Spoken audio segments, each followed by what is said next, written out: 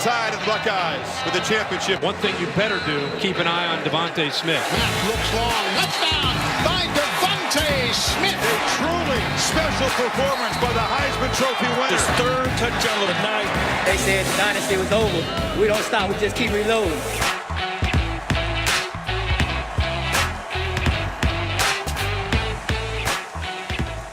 Roll Tide! What's going on, everybody? Welcome into First Take. How about it, y'all? Alabama, 6 titles in 12 seasons. Nick Saban with his 7th.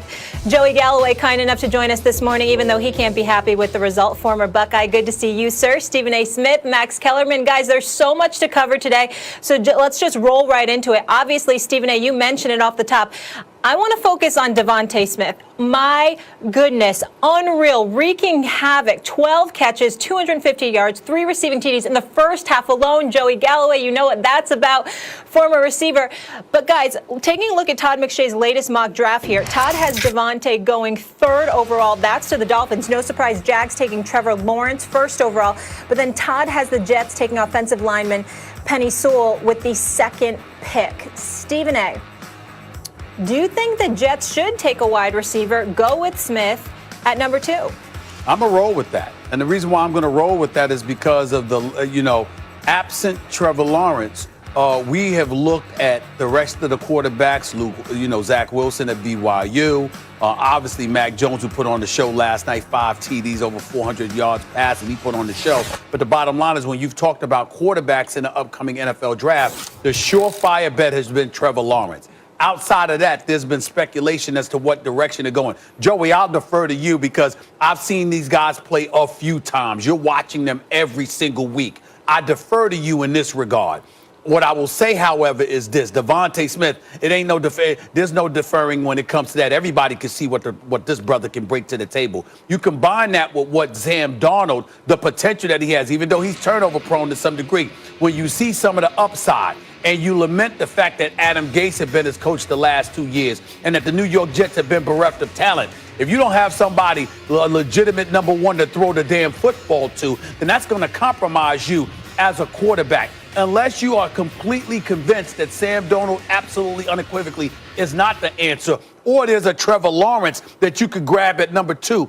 I see no reason why, if you have any kind of faith in your quarterback and you got a guy like Devontae Smith available to you, then you go that route, because this brother was just on another level. He had more yards than the entire Ohio State offense, okay, at one point. This brother just put on an absolute show. And I know Jalen Waddle came back into the lineup, caught about 3 passes for 34 yards. But in the end, everybody and their mother knew Devontae Smith was going to get the ball. Except for that safety over the top, Joey, that goes in a different direction instead of making sure that he's helping to cover Devontae Smith. What the hell are you running away from Devontae Smith for to cover another receiver when you're responsible for coverage over the top and you running in a different direction when you got a safety literally trying to track down, or a linebacker literally trying to track down Devontae Smith? Made no sense whatsoever, but in the end, again, Devontae Smith is so special in my eyes. He's worth strong consideration for the number 2 overall pick in the NFL draft. I don't care how number special 1, the Devontae Jets probably Smith need is, the and entire offense. Very special. My hat is off to Devontae Smith. He had a great game, and he's totally special. I'm not debating that. You do not take him with the number 2 overall pick if you're the Jets. That's insanity. Guys, Calvin Johnson was very special. He went number 2 overall. He played in 2 playoff games in his career, and he was one of the all-time greats, one of the best ever at his very best. Played in 2 playoff games. You don't take a receiver number 2 unless you got everything, a lot of other stuff in place. The Jets need multiple offensive linemen, multiple linebackers. And honestly, I think they need a quarterback. I thought Sam Darnold would be good. He's still young. It's still not too late. He was the worst starting quarterback in football this year. I mean, let's be honest about that. But if you don't like Justin Fields, if you go, no, I need to see more. I don't believe in him. I don't think he's appreciably better than Sam Darnold, or certainly not a slam dunk, then you have a lot of other holes to fill. You take a more kind of a building block player, or you try to trade down for draft capital and get more stuff. Look, why do the Miami Dolphins, would it make sense for the Dolphins to do that? Yeah, sure. Because the Dolphins are drafting third because they have draft capital, because they made trades, not because they were terrible. So you already believe in Tua. You got a defense. You got a lot of, Devontae Smith makes a ton of sense in Miami. But the Jets are drafting second, not because they planned so carefully and have this draft capital and they have all these things in place and now an elite receiver and put him over the top. So that's number 1 and 2. You know what number 3 is? I mentioned Calvin Johnson. You know how many guys you can, it's hard to get Aaron Donald or Khalil Mack later on in the draft. Late in the first round, you might get TJ Watt or Cameron Jordan or someone like that. But those elite playmakers on defense, cornerbacks, defensive ends, those guys really don't get too far down in the draft. Whereas receivers, come on, guys.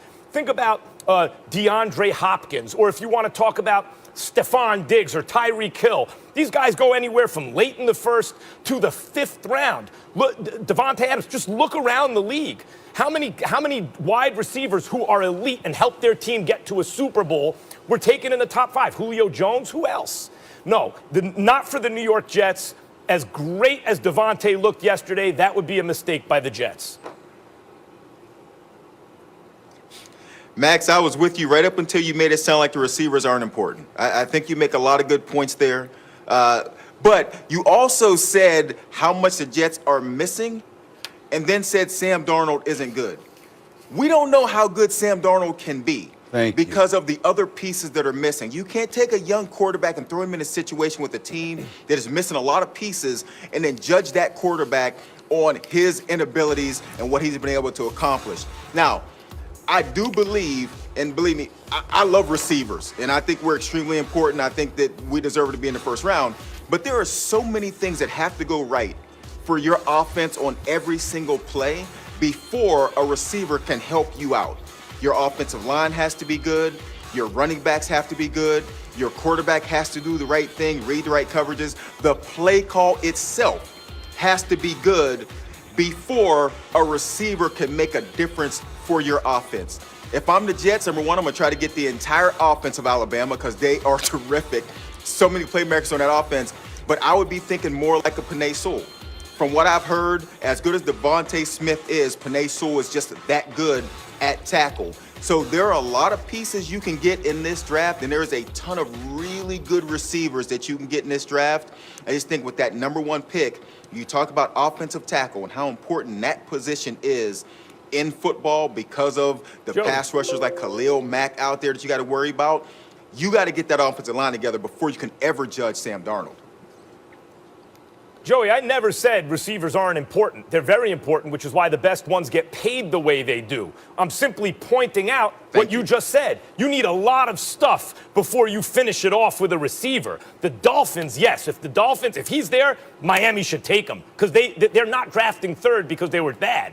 The Jets are drafting second because they were awful. And I point out, you can get great receivers in the 5th round. It happens all the time. You know who's never in the 5th round? What you just said, or very rarely, a great offensive lineman. That's easy to identify. A great defensive end, a great corner. And the Jets need a whole lot of stuff. Well, you know what? They talked about the same thing to some degree with running backs. For example, when they took Ezekiel Elliott, number 4 overall, we lamented that. And then he went out and played lights out for the first few years. We certainly said that about Saquon Barkley. Not you, Max, but other people said that about Saquon Barkley. But then you realize how special the brother was. You can be so special that even though it would be a tough situation for you to be in, and it would be a tough call for a team to make because there are so many other glaring needs, talent usurps everything. And when you have a piece, a cornerstone of a franchise at a particular position, it allows you to prioritize other things sometimes. I'm saying that when you look at Devontae Smith, if you value Sam Darnold, he threw 9 touchdowns, 11 interceptions, man. He completed about 59% of his passes. His rookie year, he completed about 57% of his passes. Last year, he completed nearly 62% of his passes, but took a step in the wrong direction because we knew that the Jets were an absolute mess.